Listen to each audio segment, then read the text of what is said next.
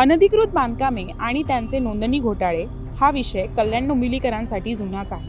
मात्र सध्या सुरू असलेल्या 65 इमारतीतील बेघर होणाऱ्या रहिवाशांमुळे हा विषय पुन्हा एकदा चर्चेला आला होता.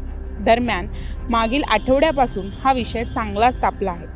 या प्रकरणात कोर्टाचा निकाल लागल्यानंतरही अनधिकृत बांधकामांचे रजिस्ट्रेशन सुरू असल्याचा आरोप शिवसेनेचे उद्धव बाळासाहेब ठाकरे गटाचे जिल्हा प्रमुख उपजिल्हा प्रमुख दीपेश म्हात्रे यांनी केला आहे. या प्रकरणाची सखोल चौकशी होऊन दोषींवर कडक कारवाई करण्याची मागणी त्यांनी कल्याण परिमंडळ 3चे पोलीस उपायुक्त अतुल झेंडे यांच्याकडे केली आहे.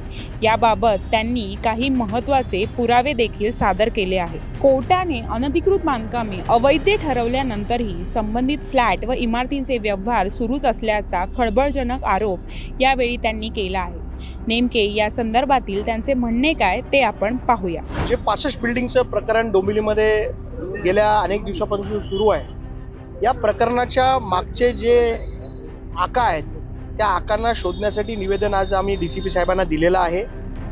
या निवेदनामध्ये आमचं म्हणणं एवढंच आहे की कोर्टाचा निकाल आल्यानंतर या इमारती अनधिकृत असल्याचा कोर्टाचा निकाल आल्याच्या नंतर देखील या फ्लॅटचे रजिस्ट्रेशन झालेले आहेत आणि त्याचे पुरावे आज आम्ही DCP साहेबांसमोर सादर केलेले आहेत आणि याची सखोल चौकशी व्हावी आणि जे आरोपी असतील त्यांच्यावरती तात्काळ गुन्हे दाखल करावे आणि त्यांना जेलमध्ये टाकावं अशी विनंती आम्ही त्यांना केलेली आहे. कारण एवढी मोठी या 3,500-4 हजार परिवारांची फसवणूक झाल्यानंतर देखील आज देखील लोकांची फसवणूक सुरू आहे. फेब्रुवारी आणि जानेवारीमध्ये देखील काही अनधिकृत बांधकामांचे रजिस्ट्रेशन झाले असा आमचा आरोप DCP साहेबांकडे आम्ही केलेला आहे.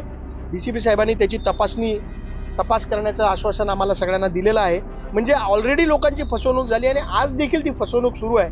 याच्या मागे गँग्स ऑफ डोंबिवली जे पेपर बनवणारे जे मोठे स्कॅमर आहेत ते देखील आहेत. त्यांचा तपास DCP साहेबांनी करावा आणि याच्यासाठी पोलीस आयुक्तांची देखील आम्ही भेट घेणार आहे. FIR मध्ये मी ज्या परवा दिलेल्या FIR मध्ये जी लोकांची नावं आहेत तीच लोक या सगळ्या रजिस्ट्रेशनच्या घोटाळ्यामागे आहेत.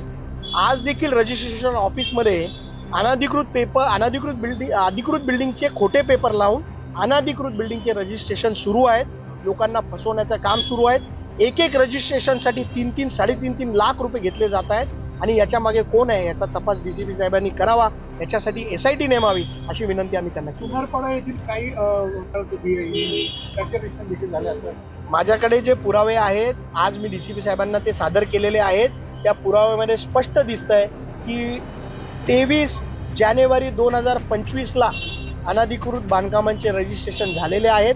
त्याचे पुरावे मी DCP साहेबांना दिलेत. आणि जी साई गॅलेक्सी बिल्डिंग आज महाराष्ट्रामध्ये चर्चेमध्ये आहे, कोर्टाचा निकाल आल्यानंतर साई गॅलेक्सी इमारतीमधील एक फ्लॅटचं देखील रजिस्ट्रेशन झालेलं आहे आणि त्याचे पुरावे देखील आम्ही DCP साहेबांना दिलेले आहेत. ते हे जे रजिस्ट्रेशनचं मोठं स्कॅम लोकांबरोबर सुरू आहे याची तपासणी DCP साहेबांनी करावी अशी विनंती आम्ही त्यांना